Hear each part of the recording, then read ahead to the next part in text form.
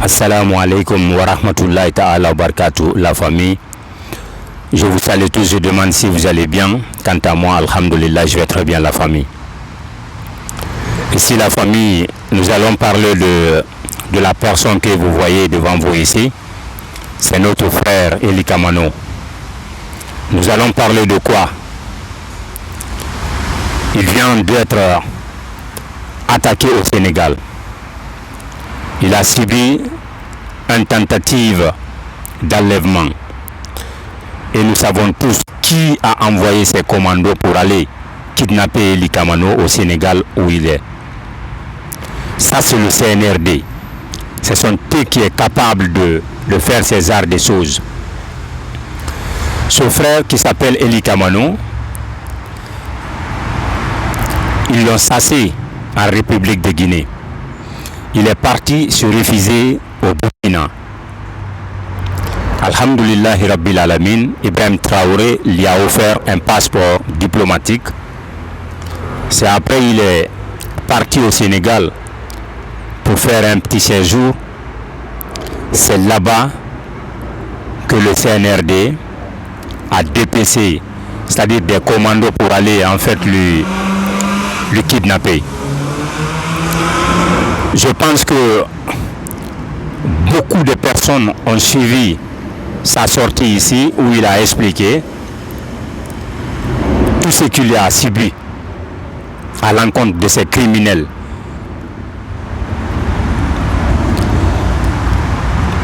Il y en a d'autres aussi qui n'ont pas écouté.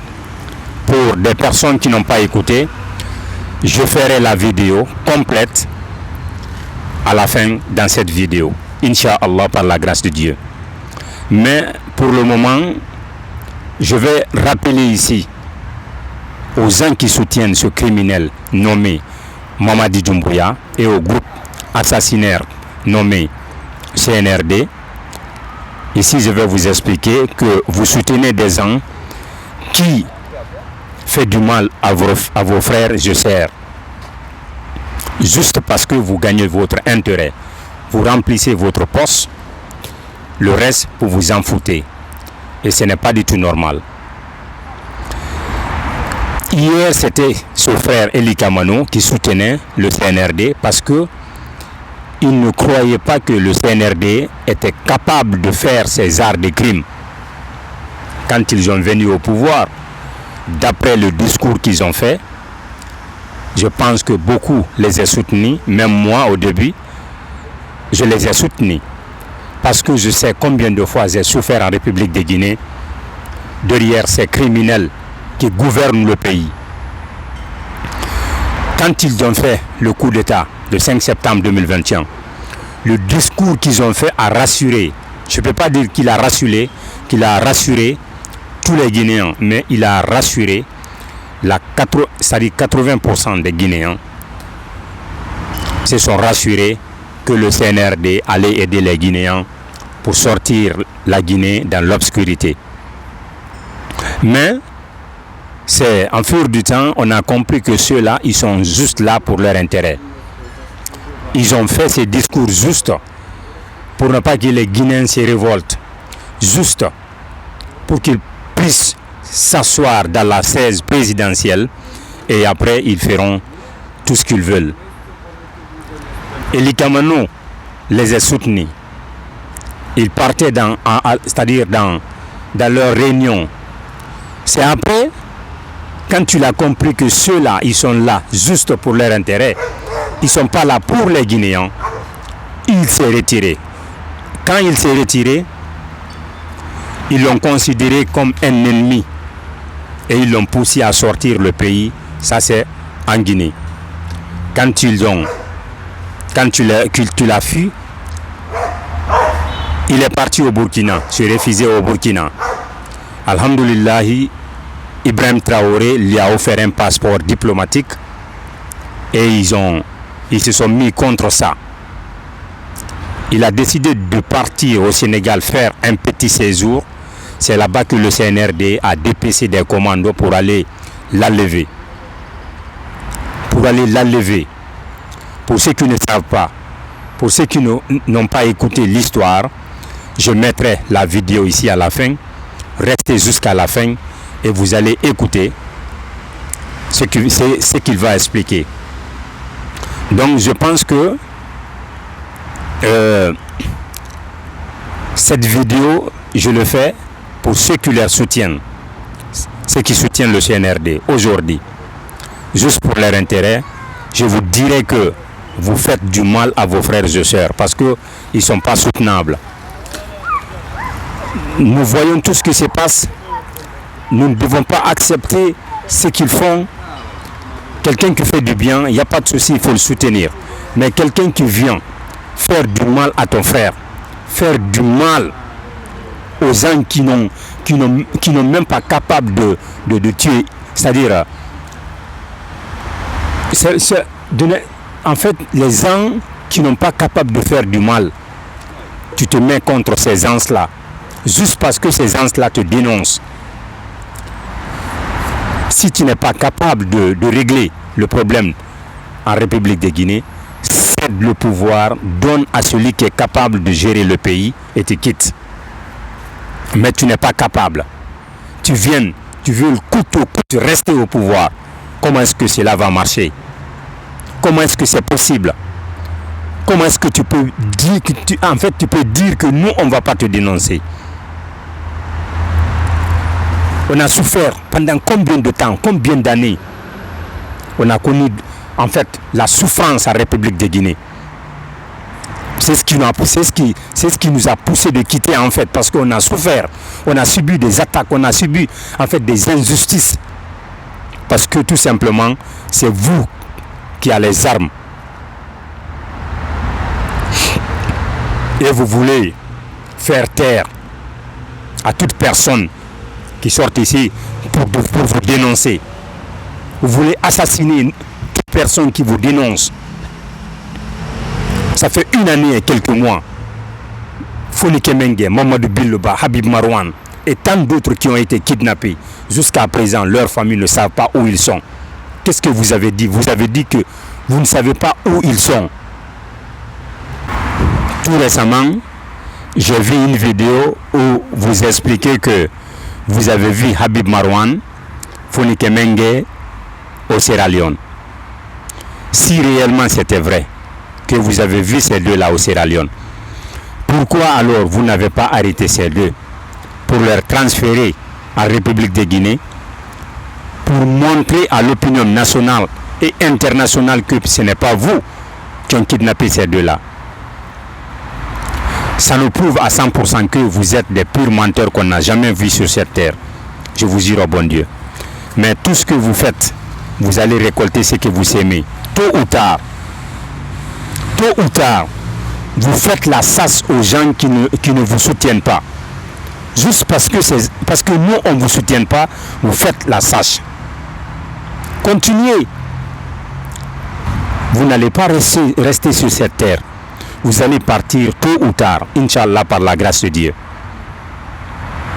Vous allez, c'est-à-dire, comme c'est vous qui êtes au pouvoir, vous avez des armes, vous allez faire tout ce que vous voulez, il n'y a pas de souci, faites tout ce que vous voulez. Mais vous allez mourir vous aussi. Vous allez mourir, vous n'allez pas rester sur cette terre. On a parlé fatigué, on a pleuré fatigué. Personne n'ose parler. Quiconque qui sort ici pour vous dénoncer, c'est-à-dire, votre objectif, c'est d'assassiner cette personne, de ne plus parler en fait. C'est ça votre objectif. Ou bien, Eli Kamano, c'était quelqu'un qui vous soutient. Il vous a soutenu en fait au début quand vous êtes venu au pouvoir. C'est parce que vous n'êtes pas honnête. Parce que lui, il a juré que si réellement il trouve que vous êtes honnête dans ce que vous faites, il vous soutiendra pour toujours. Mais au cas contraire, il va vous quitter. Et par après, ce qu'il a constaté que vous n'êtes pas honnête. C'est pourquoi il a quitté votre groupe. Pourquoi alors mettre contre ces gens qui vous dénoncent, les gens qui vous disent la vérité? Pourquoi, c'est-à-dire, mettre contre ces gens-là? Pourquoi veux-tu nous assassiner, nous? Qu'est-ce que nous on a fait pour mériter ça? Qu'est-ce qu'on a fait pour mériter ça? On n'est pas guinéen pour parler, on est guinéen.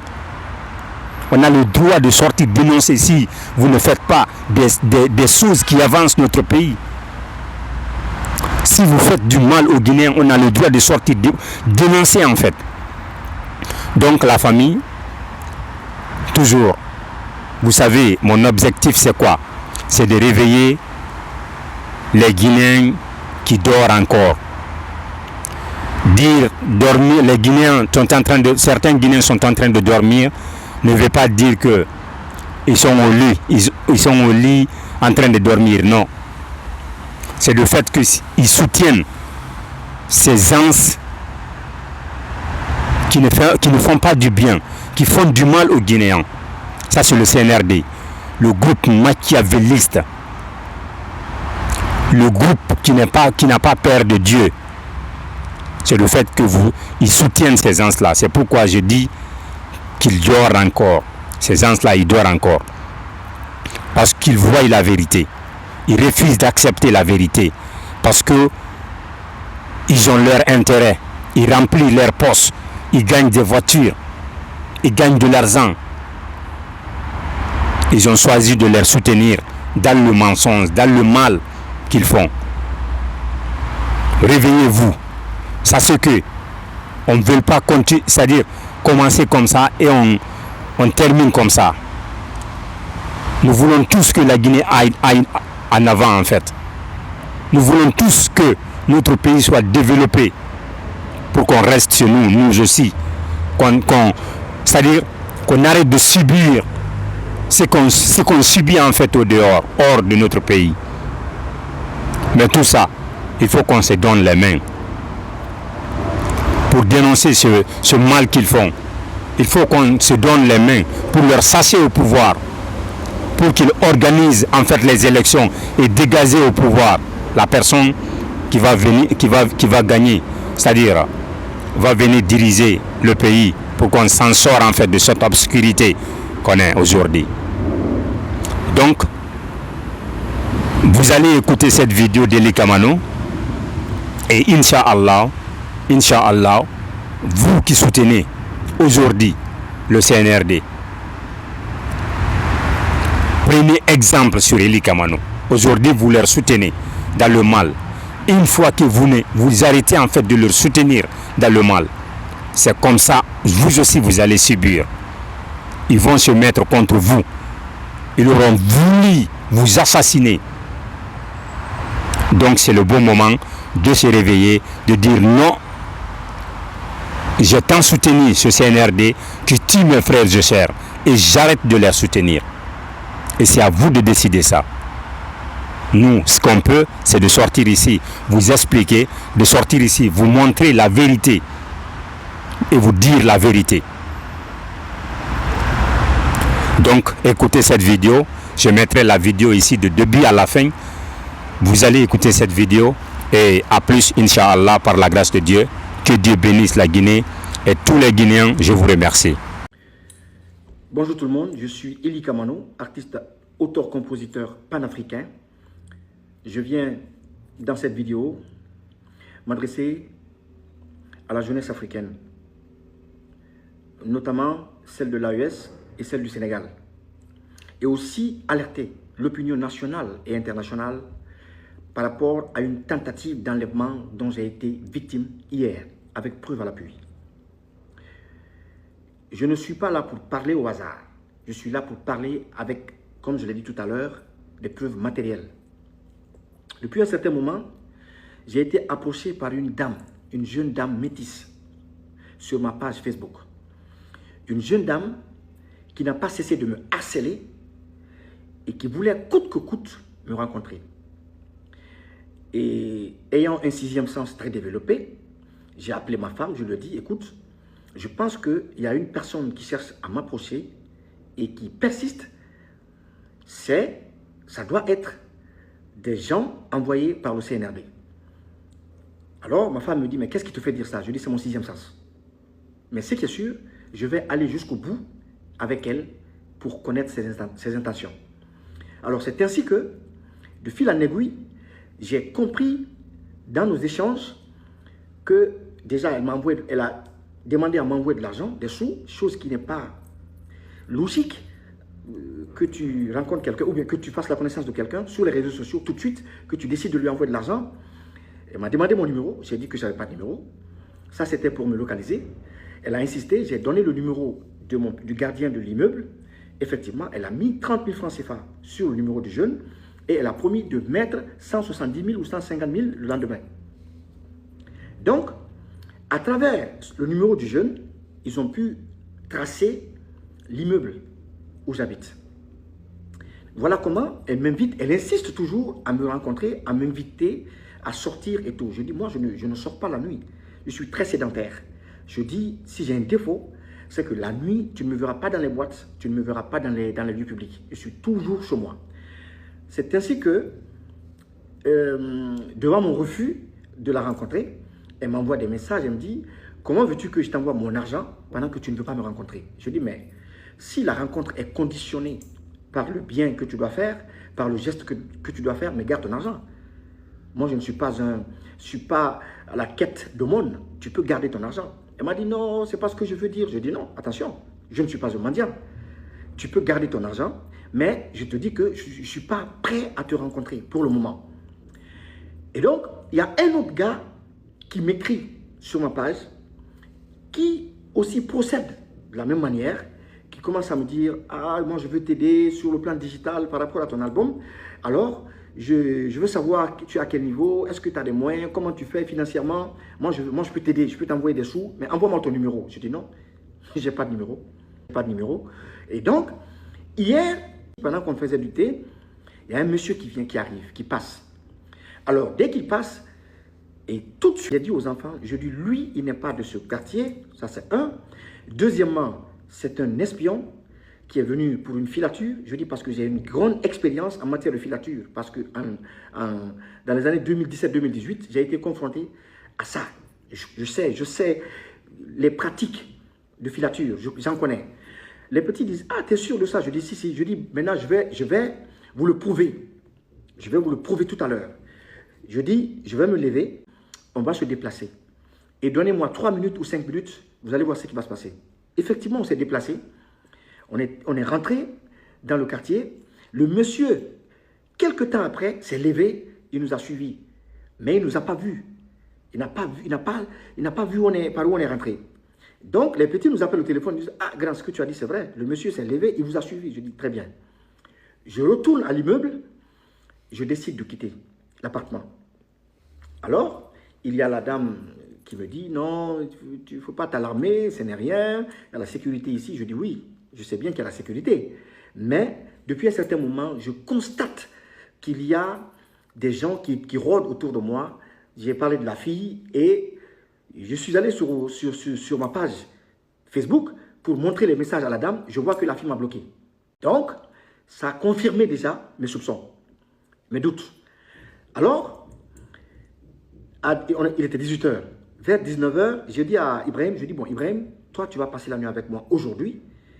Et comme ça, demain, je vais voir quelles sont les mesures à prendre. Ibrahim dit, ok, je descends. Je vais aller remettre la clé à l'autre gardien parce que Ibrahim descend à 18 h. Alors, il est remplacé par un autre gardien. Ibrahim descend. Il y a Mustapha qui monte parce qu'ils sont deux. Mustapha monte, je donne l'argent à Mustapha. Je dis, bon, va me chercher à manger.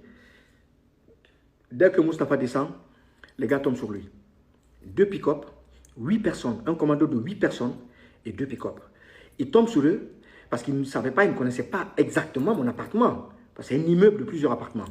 Donc ils disent, montrez-nous Choéli Kamano. Les petits disent, non, on ne connaît pas Choéli Kamano. Ils sortent maintenant un document où ils ont tracé nos appels avec le petit, mes échanges avec lui. Ils ont dit, toi tu es son petit, c'est avec toi il parle. Voilà les échanges que vous avez eus. Si tu ne parles pas, on va te faire du mal. Donc, il y a un pick-up qui bouge avec les petits. Il y a un qui est resté, qui a fait le pied de grue là-bas. Alors, il y a un pick-up qui va avec eux, en bordure de mer quelque part. Arrivé là-bas, il commence à les bastonner. Maintenant, il y a un qui parlait dans une langue que je tais, qui a proposé 1 million de francs CFA à chacun d'entre eux, afin qu'ils montrent mon appartement. Les petits ont dit, mais nous, on ne connaît pas. Nous, c'est en bas ici, il vient, il nous rencontre, il nous remet de l'argent. S'il a besoin de quelque chose, il nous donne de l'argent, on va, on achète et on lui apporte. Donc, ils n'ont pas pu gagner, obtenir quelque chose avec les petits. Maintenant, ils reviennent, ils disent aux petits, tout qu'on fait, on est là, on va rester jusqu'à 6 h du matin. Il va descendre, on va le cueillir. Donc, c'est ainsi qu'ils libèrent les enfants, ils prennent les puces dans leur téléphone et l'argent qu'ils avaient, et puis ils les laissent partir. Donc, les petits passent par leur grand frère, un de leurs grands frères, il m'appelle au téléphone, il me dit, ne descends pas, n'appelle pas nos numéros parce que voilà ce qui s'est passé. Ils m'ont fait l'état des lieux. Alors, c'est ainsi que j'ai pris mon téléphone, j'ai appelé des amis, j'ai appelé des députés, qui sont des amis à moi, j'ai appelé un avocat, j'ai appelé qui de droit. Ils ont pris les dispositions, sont venus en groupe, ils m'ont pris et ils m'ont amené en lieu sûr. Donc, je parle de cela parce qu'il y a un phénomène déjà que je constate sur les réseaux sociaux, c'est les attaques entre la jeunesse de l'AES et celle du Sénégal. J'aimerais dire à tout un chacun, ici, comme dans tous les pays, on peut enlever quelqu'un sans que les autorités ne soient au courant. J'aimerais que les uns et les autres se calment, qu'on calme le jeu. Ce qui s'est passé, c'est un commando de 8 éléments et de 2 pick-up. Et quand ils ont pris les petits, ils les ont embarqués, il y a un de mes petits qui dit qu'ils sont allés vers la sortie de Dakar, c'est-à-dire vers Pékin. Ça veut dire que s'ils avaient mis la main sur moi, c'était pour m'envoyer vers la frontière de la Guinée et puis partir avec moi à Conakry. Et donc, pour terminer, j'aimerais dire que cette tentative d'enlèvement n'est l'œuvre que du CNRD, n'est l'œuvre que de Mamadi Doumbouya et de son gouvernement. Cette tentative d'enlèvement n'est l'œuvre que de ce pouvoir machiavélique, de ce pouvoir oligarchique, de ce pouvoir qui est en train aujourd'hui de bâillonner le peuple de Guinée, de kidnapper toutes les voix dissonantes et toutes les personnes qui osent élever le que je vais très bien et que la lutte continue. Parce que on ne va jamais baisser les bras devant ces tentatives d'enlèvement, de kidnapping, de bâillonnement, et je vais continuer la lutte et je vous garantis et je vous rassure que je suis en lieu sûr.